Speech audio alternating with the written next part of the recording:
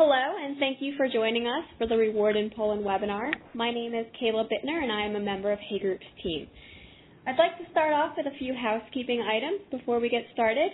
Please note that you can maximize your screen in the upper right corner to make the slides easier to read. The webinar is in listen-only mode, but we encourage you to send your questions through the chat feature at the bottom left of your screen. At the end of the webinar, we will be reviewing your questions. Today's call is scheduled for 60 minutes. We'll spend about half this time going through the presentation and leaving the rest of the time for questions. Lastly, please know that all attendees will receive a copy of today's presentation. So at this point, I'll pass it over to Mirka Kowalczyk, who will kick us off. Yes, thank you, Kayla. I'm very pleased to welcome all of you and to share with you some information about Polish market. My name is Mirosława Kowalczuk, and I am market leader for Productized Services Hay Group Poland. What I would like to talk today is firstly the economic overview to give you a broader picture of the remuneration market. Second point would be about the international comparison to show how our market could be or could not be compared with some others markets. And some points about what happened this year, for example, in salary increases, or just few ideas about how the pay policies look like in Poland. And of course, as Kayla mentioned, we will have time for questions from you. Okay, so going to the first point of our presentation today, it's the economic overview. Just starting with the general information about the Poland. As you can see, we are the country with around 40 million of people and GDP around 400 billion US dollars. Actually, the GDP per capita is around 20,000 US dollars. Comparing, for example, to US is less than half number, and but according to the OECD data, it was during the last 10 years. It was one of the fastest growing, maybe not last 10 years, but from 92 to 2002, it was one of the fastest growth in the world of GDP. We doubled it, so we are on a good track. When we look at the GDP in Europe in general, as you could see, we are in the range of GDP between 0 and 2.5% growth, what makes us similar to most of the European economies. And it's also a drop from the last year, because last year we were above the average for Europe. This year is kind of stop, but it's again a little bit reverting and changing on the good for the next year. The prediction for the next year are better. The next economical indicator is unemployment, that we have actually around 10% according to the European statistics. That's 14%, and it was growing from 2009, and now it stopped. So this is also the good information for our economy, that we are not going to grow unemployment anymore. And third information is inflation part.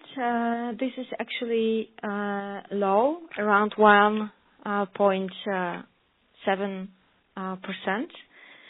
And this is not good for the economy because it's telling about the drop of the demand on the market, and it's not growing the economy. So this indicator is not a very good predictor. If we look at how does it look during the last almost 10 years, you can easily see that in 2009, according to the global crisis, we had also a drop in internal demand and in GDP growth. But in the GDP growth, we were still above the zero. So it was something that made us unique in Europe, because most of the economies in Europe had dropped and the growth was below 0%. And last year, at the end of the 2012, the situation was kind of similar. The GDP and the internal demand has dropped. Now we are slowly recovering, I would say.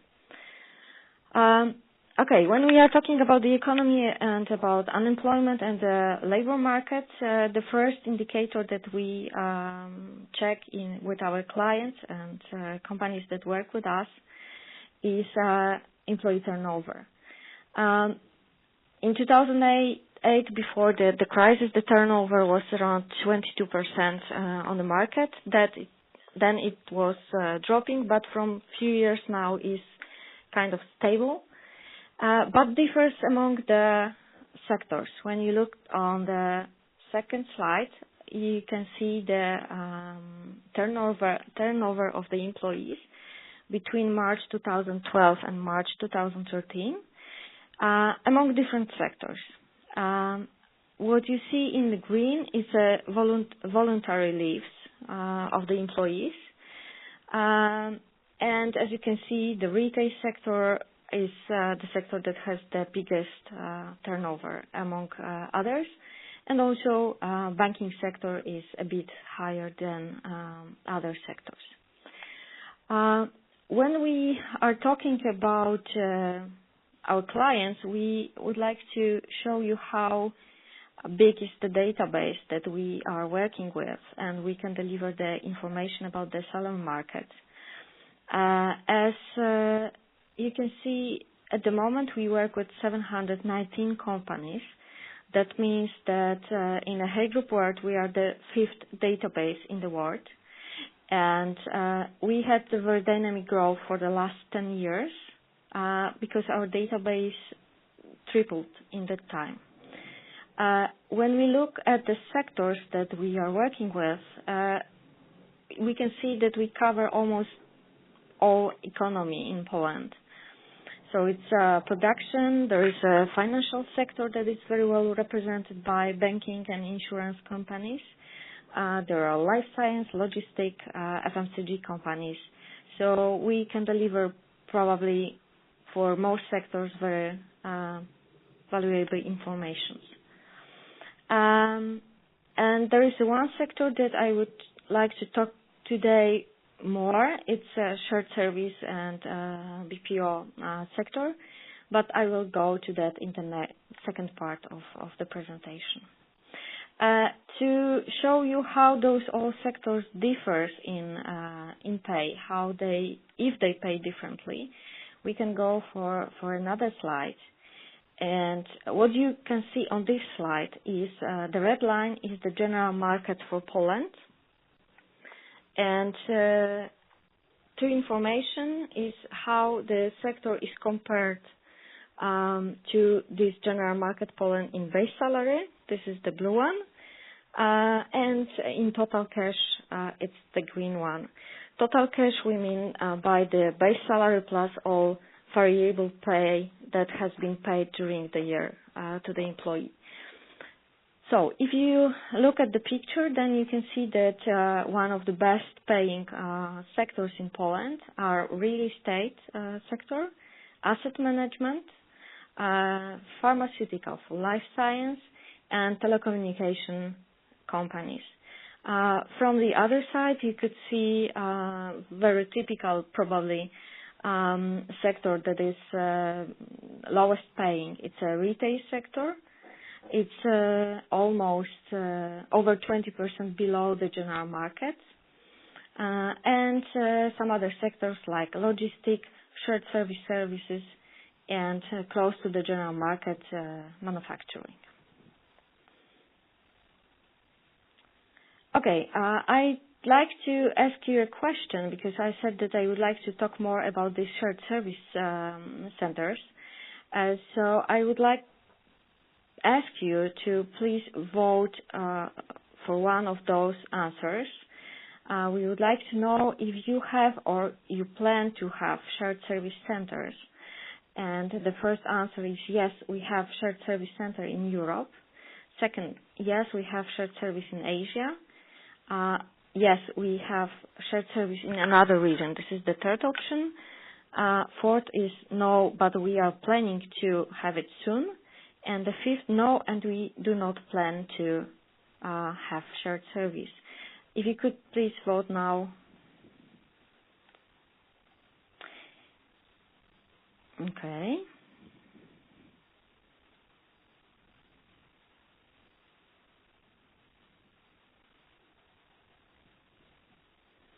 Okay, I believe it's finished. So I'm glad to see that one third of you have shared service in Europe. I see that you also have almost the same number, 28% has the shared service in another region, and also almost one third of you are not planning to have the shared service. Okay, and one more question for today is if you have shared service or you would plan it, what will be the main factor for choosing a location? Would it be a culture, employment costs, availability of educated employees, or local support setting up a company? If you could please vote. Okay. As for now, employment costs.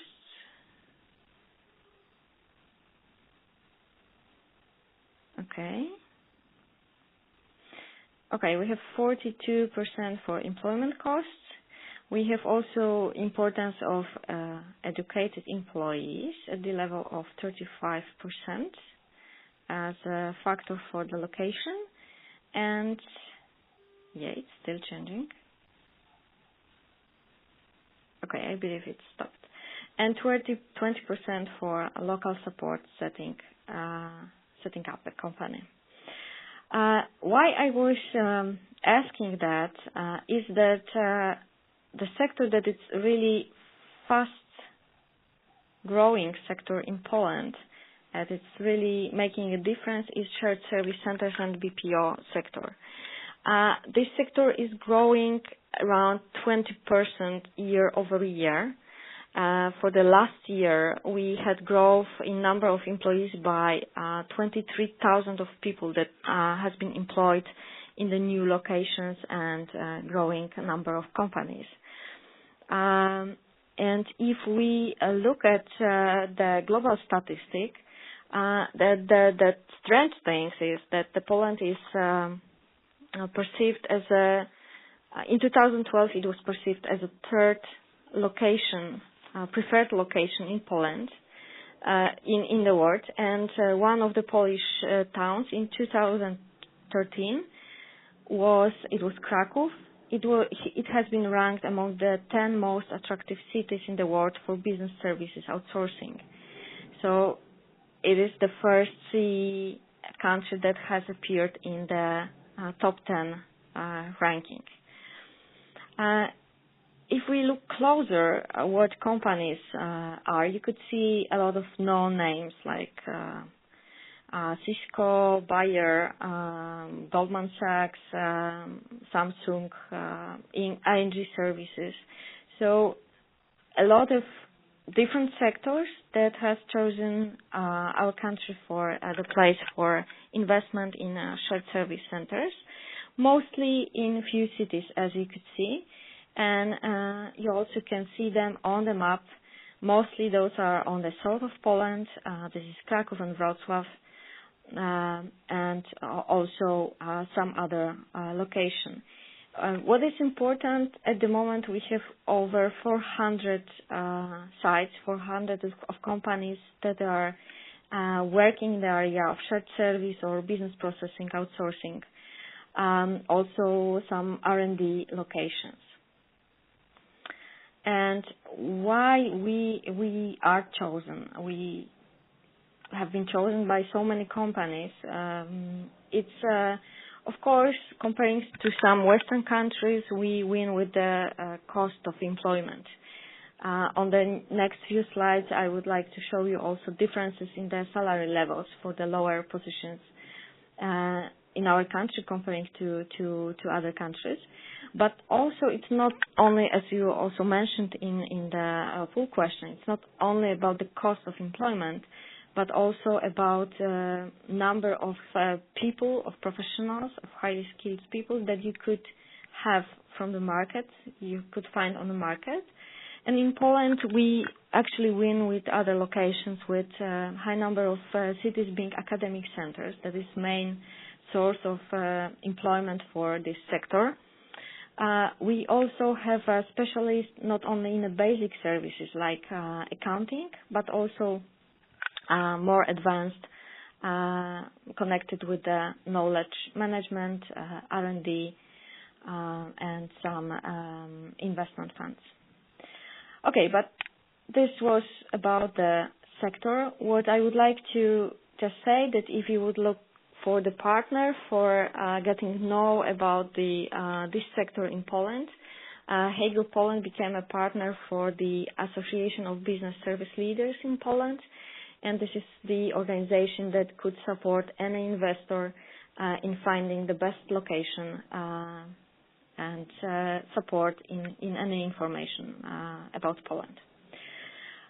Okay, if we looked at the market, we also ask our clients about challenges they have. And as you can see, the biggest challenge from the last year is keeping employees' engagement and motivation. What, of course, in the tough times and tough economy, it's really important. But one of the fifth most or biggest challenges, it has been named keeping talents in the organization. That's why we conducted more deep research on that topic, and we ask our clients how many of them has the talent management programs implemented in the company. And what we have seen, because we conducted that survey twice, just before the crisis in 2008 and this year, and this change says that more and more companies is really interested in talent management areas and in developing and keeping the key people and future leaders in the organizations. I will come back to that survey once more during this presentation, but yes, the reason for that, for talent management in Poland, the main reason is succession planning. Most of those companies are having the talent management program because of the succession planning, also for engagement and motivation for people. Today, difficulties on the labor market are not the main reason for doing such programs. This was also the important finding, but it's connected also with the high unemployment that appears for the last years.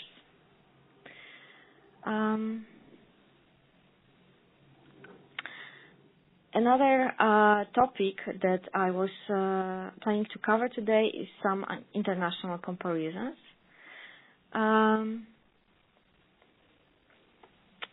But I have one question. Kyla, should I answer? I would like to answer this one question now, maybe, and then we will have some later.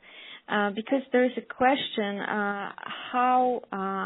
okay, I'm reading the question. I would be interested to know how long you think Poland will be attractive as SSC location.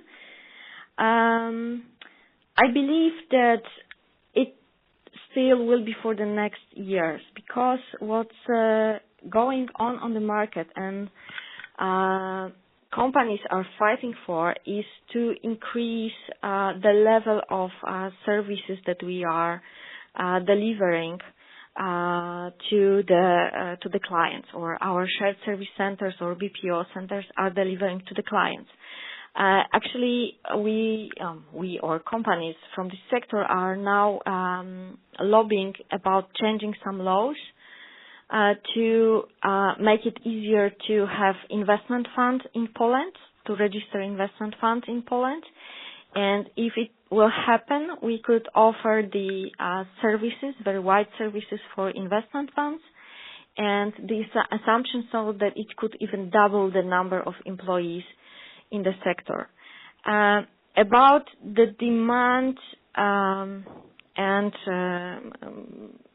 number of people that are on the market, I still believe that there are cities and with quite high unemployment with the young educated people, we still have place for growth in this sector. So thank you for that question, because it was really important. Okay, going for the international comparisons, we again looked at few factors. For example, the average age of employees. When you looked, we have chosen Belgium as a Western country from Europe, then Russia, so moving east, China, and Poland.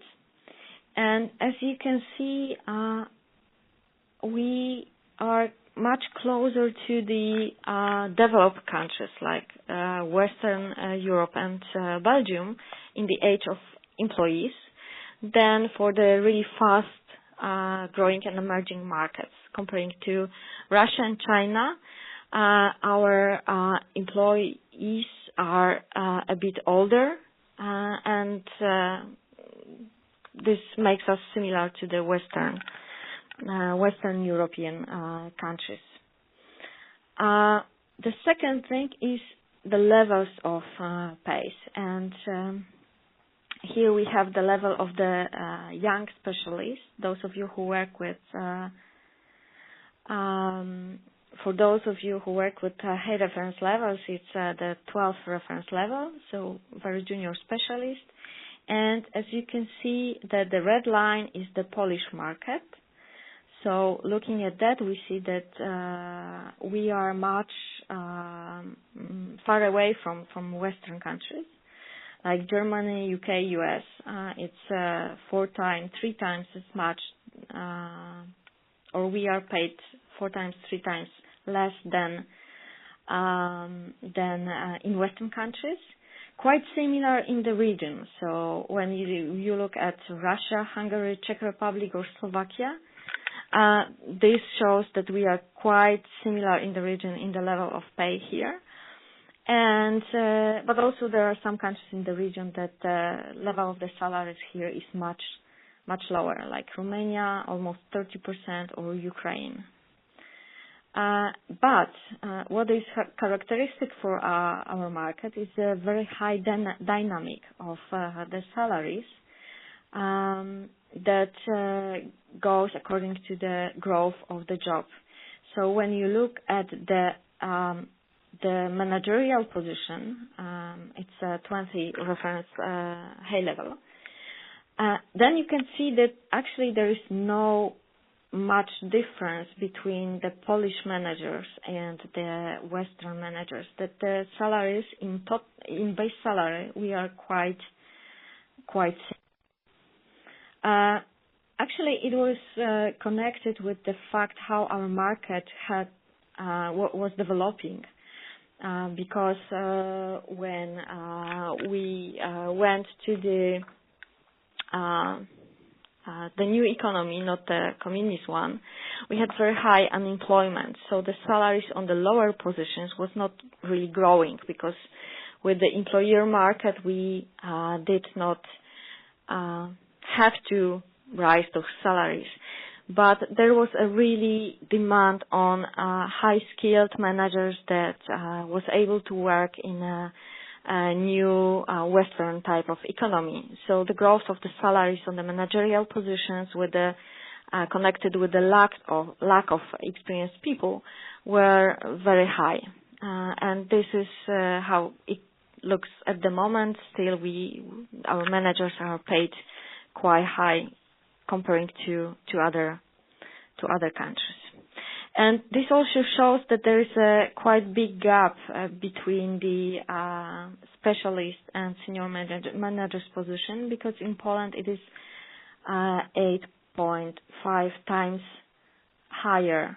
The managers are paid higher than the specialist level, what is not typical for the really developed and Western economies. Yes, when you look at German or UK or US, you see that it's like 2, 3, 4 times higher. But in that area, we are more similar to the emerging markets and developing markets, very similar to Russia, Romania, Ukraine, those countries. And also I know that the similar numbers like 8, 9 are also typical for emerging markets, like, for example, Asian countries.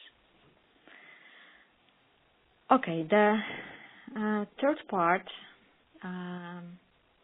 is about the salary increases and how it was on our market for a few years, and this year and next year, how companies are planning the salary increases. First of all, I would like to show how it has changed over the years. What we can see here is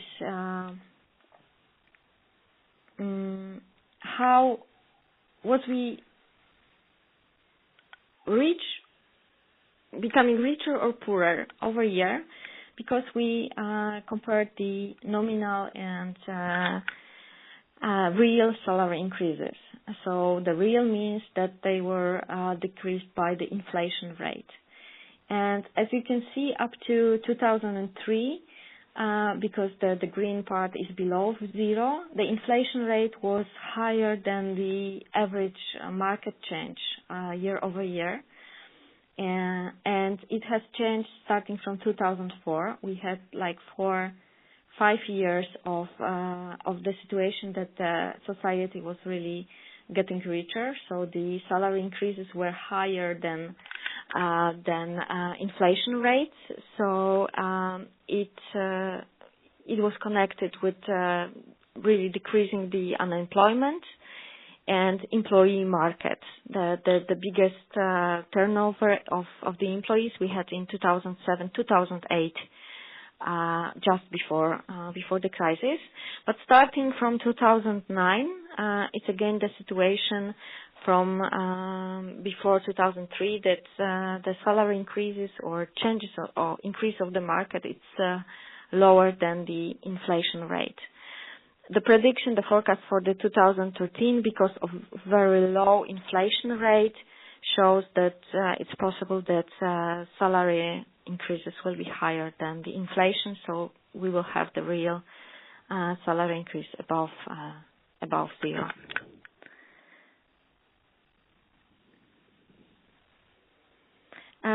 When we looked who gave the salary increases this year, so starting from March 2012 to March 2013, on the general market, 87% of companies has given salary rises to employees, and it looks quite similar to according to any sector except the retail.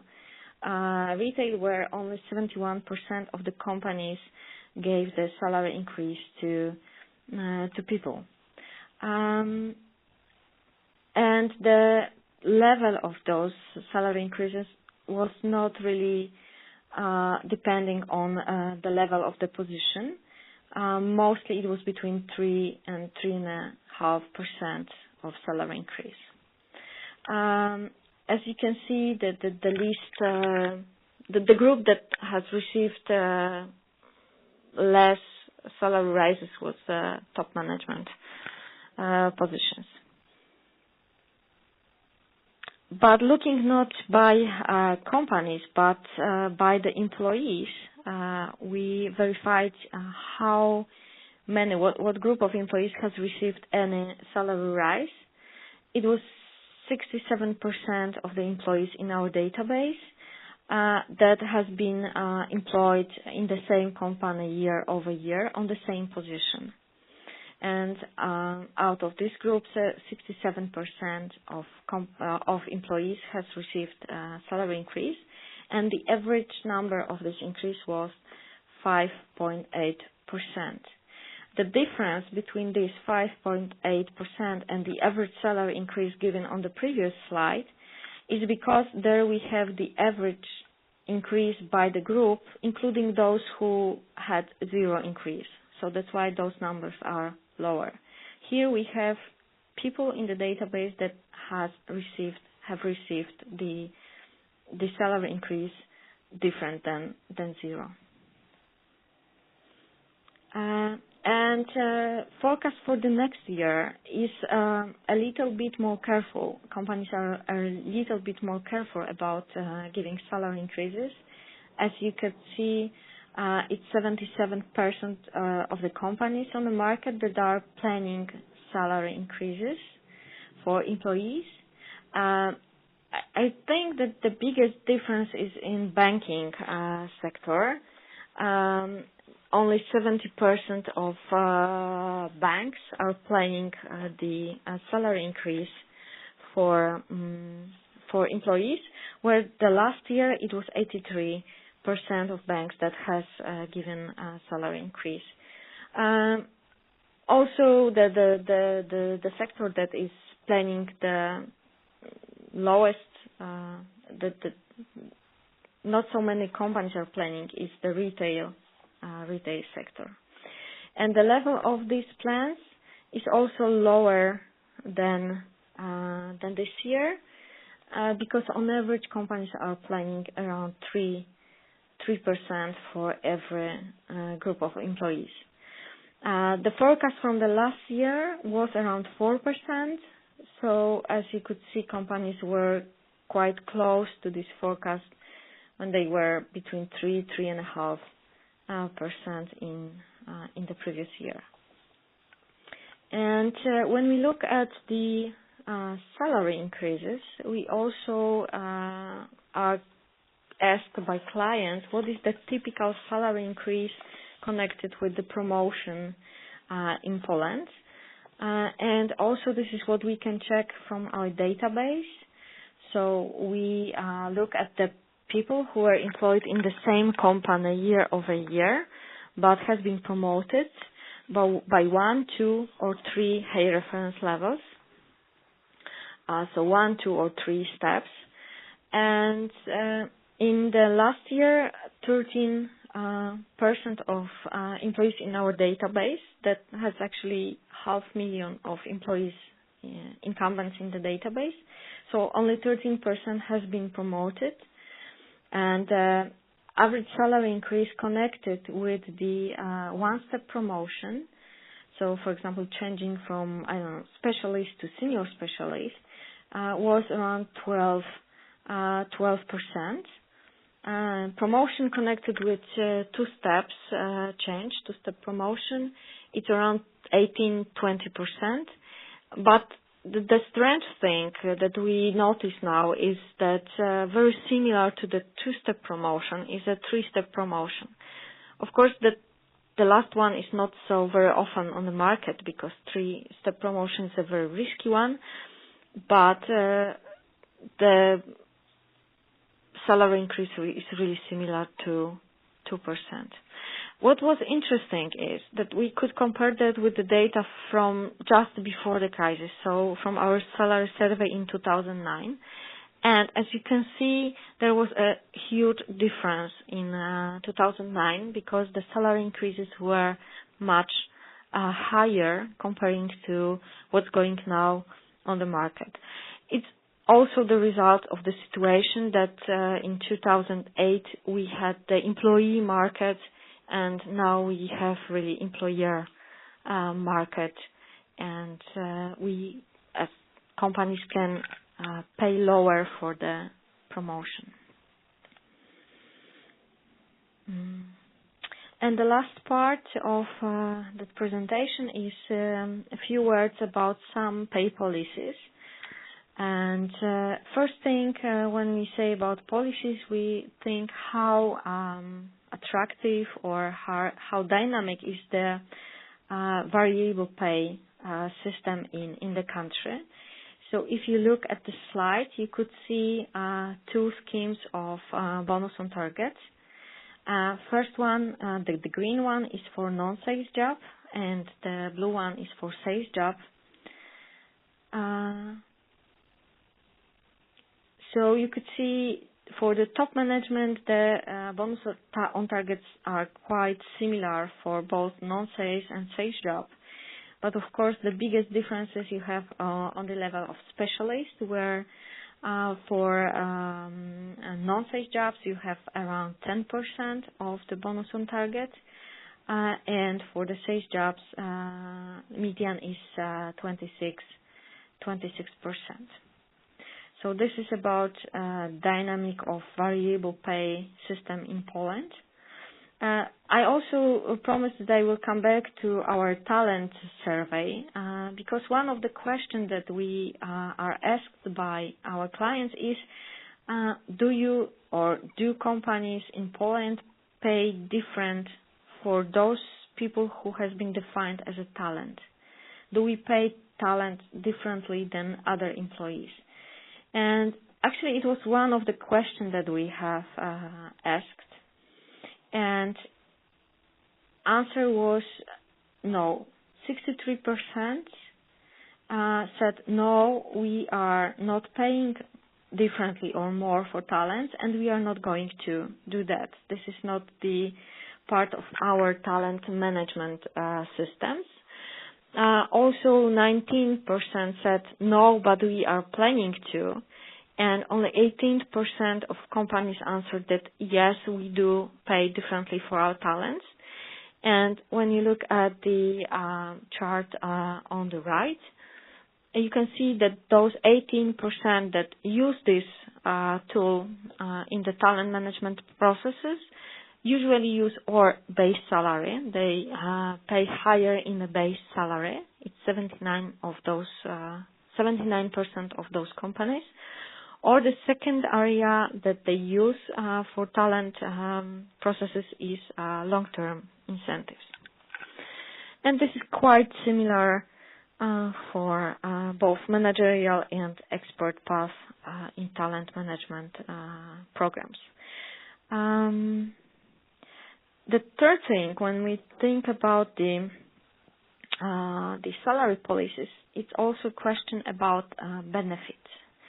The change that we see on our market is that today 20% of companies in Poland use total remuneration market as a reference for their pay policy. It has changed for the last 2 years because it was 13% in 2011. That show actually fact that Polish companies are more and more focusing and calculating also the value of total packages, including the benefit value, what was not really popular when you go back a few years ago on our market. And giving you as an example how our total remuneration structure looks like, when you look at the pie chart on the right, you have the general structure, so telling that around 81% of the total package is the value of the base salary. Variable pay is the value around 11% of the total package, and the benefit is around 8%. The chart on the left shows you the situation if the employee have the whole package, has all benefits, the value would look like that. So the car is, of course, the main element of this package, and the value of the car is the biggest one because it's around 69% of the total package value. And the others that are important on our market, it's some retirement and savings, but also very popular because it's given by over 80% of the companies on the market, is healthcare. This is the one that really start to become very popular on our market, and especially in Warsaw and big cities, it's a kind of a must for big companies to have it in a package. Of course, you could have more information about that market in our and value of the benefits in our different products, for example, reward pinpoint. Also, it differs among levels of the positions, of course, but it's hard to say if much or not much. For sure, as you could see when we were talking about the variable pay policies, the bonus on target were higher for top management, and it's visible also here because we see that the percentage of the variable pay in the total package is the biggest on the top executive level. Also, the part of the benefits value is growing, mostly from the level where the car appears as a standard element of the package. So for directors and top executives. Yes, and one more question at the end of the presentation, if you could please answer now, if you would like to have more information about reward in Poland. We can, yes, thank you. And now I believe we can go, yes, it's changing still. But I believe we can go for questions also. And if I could. Erica, great job on that presentation. That was very informative. What I'd like to do at this point is to just go through the questions that came in through the chat that were not answered yet. I'll ask them one by one, and you can elaborate on each as we go through them. So the first one was, Emily asks, how do most organizations in Poland manage the difference in pay for shared service centers when they have core businesses there? Do they create a separate comp structure, build sub-ranges in the broader structure, or do nothing at all? Yes, this is for sure a very important question because it's also connected with not only with pay but also employer branding. I actually had a discussion last month with the companies from the Association of Shared Service Centers, and they do have different policies.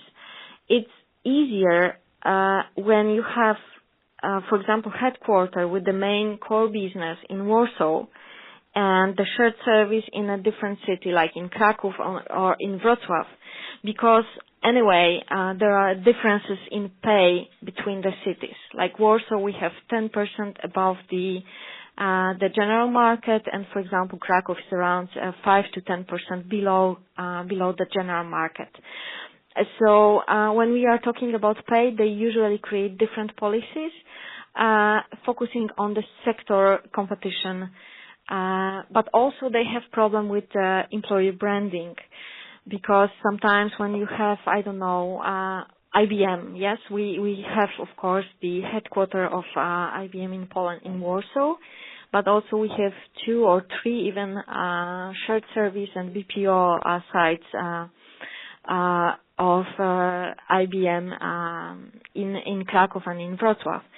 And what they have to fight for is that shared service is not very highly perceived as an employer, in Poland because, but it's probably typical for every market.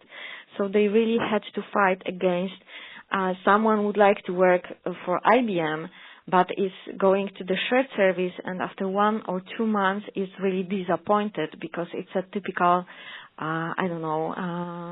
processing center. So those two topics are very important for them. So yeah, probably I answered the question that they build usually two different structures. And I had another question here from Patricia. She asks, for companies that manage both business units and shared service centers in Poland, do they typically manage different compensation policies for each group? Yes, I believe that it's very similar question that the previous one. Yes, they very often manage two different policies, and as I said, it is much easier when you have a headquarters and the shared service in a different cities because between the cities there are quite big differences and it allows you to pay differently. Besides, you're recruiting from a totally different market very often. So looking for specialists for the headquarters of IBM will be totally different than looking someone to the shared service that is doing the basic finance and accounting job. So yes, they are doing different policies. Thank you. And Maria asks, on what level, meaning median or lower or higher level of market ranges, do Polish companies declare to pay? Actually, this is the one that I like because most of the companies declares that they are paying on median. This is the typical level that companies are building policies and declare to pay. That's of course not possible because if everyone would pay on median, the median would be different and there will be no other market values. But if we are talking about what they declare, they mostly declare median. Thank you. And Sally asks, she actually noticed that the car allowance is a big part of the total benefits package, and she wonders if this is typical of Eastern Europe countries. I must say that I cannot say 100% is it typical for the other Eastern European countries, but for sure difference for Poland and some Western countries is about the retirement package because we have most of our retirement is connected with the statutory benefits. And this value of the package does not cover the statutory benefits. These are just the additional benefits that are not statutory required. So in Western countries, the retirement part is much bigger than in Poland, and in Poland it's mostly in the statutory part. So that's why there is probably the difference, and the car has so much percentage of the package. Thanks, Mirka. And I'm not sure if you know the answer to this, but Maria asks another question about car allowance. Do you happen to have data about average amount of car allowance in Poland? Actually, in Poland, usually this is a car, not a car allowance. So I will not answer because there is not much companies that are giving the car allowance that we don't have these numbers. It's not typical in Poland to have a car allowance. It is a car that is given to employee. Okay, thank you for that clarification. And one more question here. Helga asks, we in the retail industry hire many temporary associates for lower level jobs at minimum wages. When doing that, how prevalent is it still in Poland to use civil contracts according to which the employer does not need to make any pension contributions? I'm not sure if I understand pension contribution.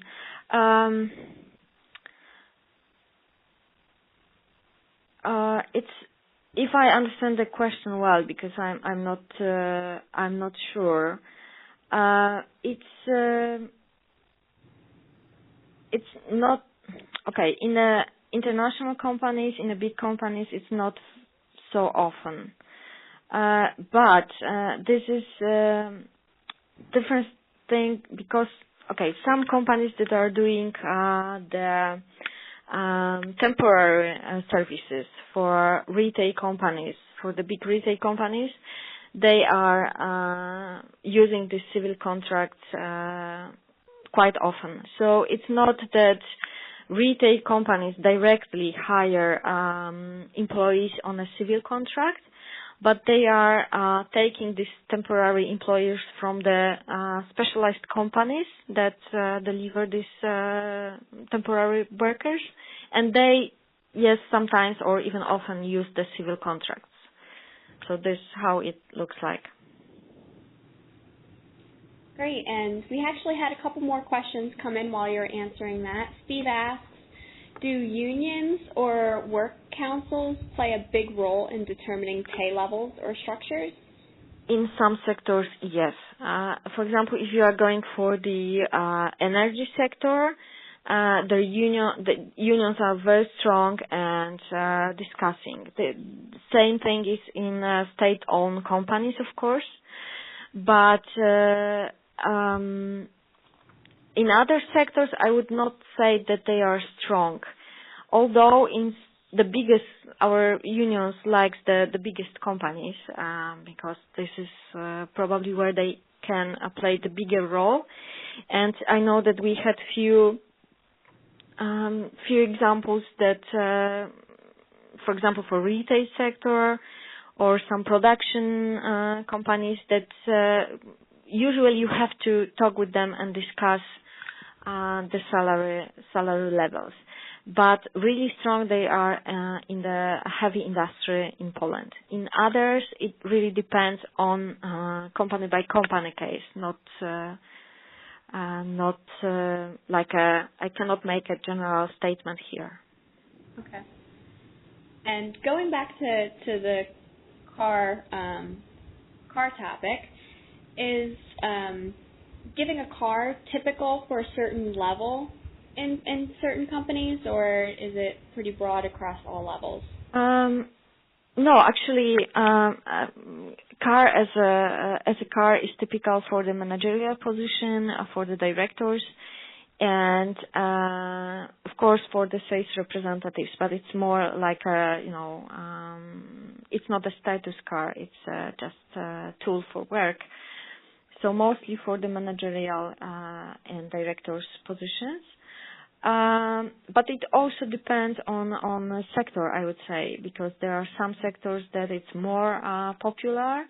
But for example, in the production, in manufacturing area, this is very often that only one or really three people in the company, like CEO and I don't know, finance and the salesperson has the car. And when you move to other sectors like FMCG, banking sector, it's more often and on more levels you could have a car. Although for the last 3 years, for example, in banking sector we had seen that companies are making kind of revision of the car policies, and in some banks they decreased the number of the employees that has a car. And Janice also asks, are there any other positives that companies typically offer aside from cars?